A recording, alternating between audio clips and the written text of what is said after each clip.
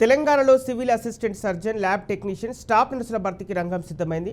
531 civil assistant surgeon, 193 lab technician, 31 staff నర్సుల భర్తీకి త్వరలోనే నోటిఫికేషన్ జారీ చేయనున్నారు. ప్రజారోగ్యంపై ప్రత్యేక దృష్టి పెట్టిన రాష్ట్ర ప్రభుత్వం వివిధ ఆసుపత్రులు, విభాగాల్లో ఖాళీగా ఉన్న పోస్టుల భర్తీపై దృష్టి సారించింది. సీఎంగా రేవంత్ రెడ్డి ప్రజారోగ్యంపై ప్రత్యేక శ్రద్ధ కనబరుస్తున్నారు.